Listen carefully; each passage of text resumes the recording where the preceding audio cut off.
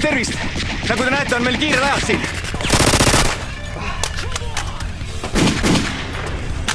Vabalava valutamisega. Seda selleks, et te 17. novembril saaksite kõik siia tulla. Jätke siis meelde, kell 7 õhtul. Yippee-ki-yay,